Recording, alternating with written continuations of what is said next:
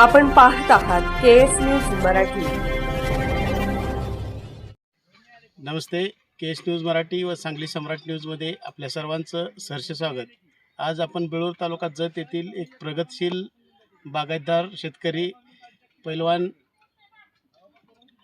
चव्हाण यांच्या जे आज द्राक्ष शेती आहे या प्लॉटला भेट देण्यासाठी आपण आलो आहे आणि आज द्राक्षेचा दुसरा दिवस आहे।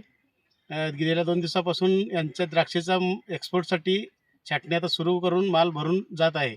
हे ज्या मालाचा जो एवढं हे करण्यासाठी जे साहेबांनी काय काय कष्ट केले आपण त्यांच्याकडून जाणून घेऊया। साहेब नमस्कार। नमस्कार। जे आता 2 दिवसापासून तुमच्याकडे आता एक्सपोर्टचा माल आज द्राक्षेचा जातोय, आता जमिनी बाजूच्या बघितल्या आणि तुमच्या प्लॉटमध्ये उभा राहिले तर फार दोन्ही जमिनीतला फार मोठा फरक आहे। मला सांगा, हे जमिनीचे डेव्हलपमेंट करून आणि तुम्ही हे एवढं सक्सेसफुल शेती करण्यासाठी नेमकं काय काय केलं तेवढं तुम्ही सांगा। जमीन साहेब हे माल रानाची आमच्याकडे खडकाळ जमीनच आहे।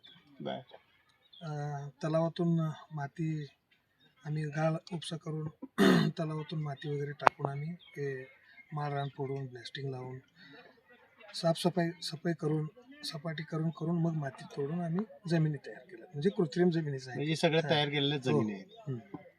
बरं मला सांगा, एवढा चांगला माल नेण्यासाठी तुम्ही एक कन्सल्टिंग कोणाची घेतलंय का? कन्सल्टिंग आमचं GM माळी साहेब पण आहेत।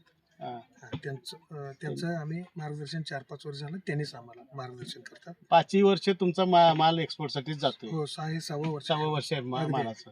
हो, कारण बऱ्याच लोकांच्या बागा वेगवेगळ्या रोगामुळे याच्यामुळं आज जत तालुक्यामध्ये फार मोठा म्हणजे शेतकऱ्यांना द्राक्ष शेती शेतकऱ्यांना बसतोय।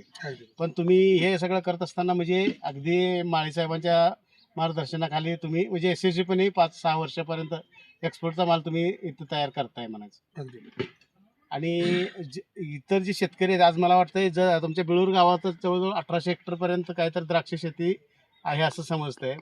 मला सांगा, हे तुमचाच आदर्श इतर शेतकऱ्यांनी सुद्धा घ्यावा आणि आपल्या जत तालुक्यातलं एक गाव एक एक्सपोर्टचं हब म्हणून सुद्धा नावारूपाला येण्यास काही हरकत नाही।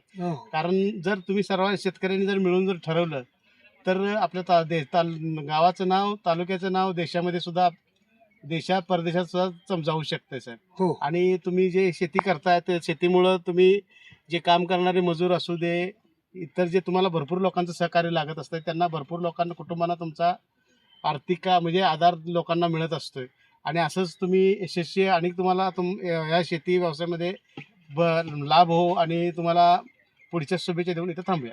नमस्कार। मराठीमध्ये आपल्या सर्वांचं स्वागत आहे।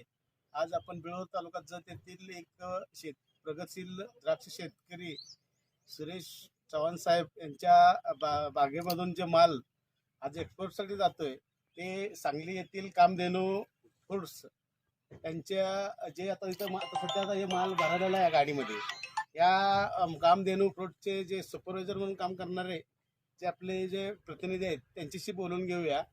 नमस्ते सर। बरं, जे सुरेश चव्हाण साहेबांचा जे माल आता आम्हाला बरेच वर्षापासून एक्सपोर्ट होते असं समजलं, त्याच्यानंतर आम्ही आज भेट दिल्यानंतर पण आम्ही प्रत्यक्ष बागेतून पण माल पाहिला। या प्लॉटमध्ये आणखीन दुसरा एक प्लॉट आहे, त्या प्लॉटमध्ये पण माल एक नंबरच आहे। आणि तुमचा अनुभव म्हणजे तुम्ही कधीपासून यांचा माल नेत आहे? 5 वर्ष झाली पाणी त्यांचा।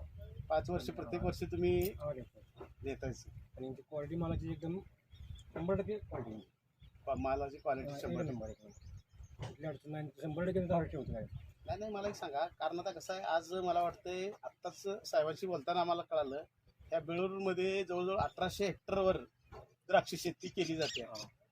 जे इतर जे शेतकरी आहेत हे साहेबांचा जर आदर्श घेऊन जर प्रत्येकाला वाटत, कारण शेतकऱ्याला 2 रुपये अपेक्षेनंच सगळं करत असतं, याच्यामध्ये मला सांगा जे आता यांचा जो माल एक्सपोर्ट होतोय पण बाकीच्यांना मला तसं ते मालाला एवढं हे नाही, याच्यासाठी नेमकं शेतकऱ्यांनी काय काळजी घ्यायला पाहिजे?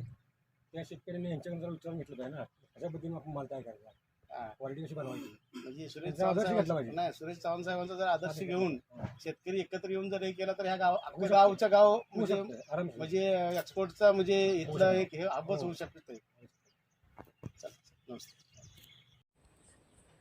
केएस न्यूज मराठी चॅनलला लाईक करा, शेअर करा आणि सबस्क्राईब करा।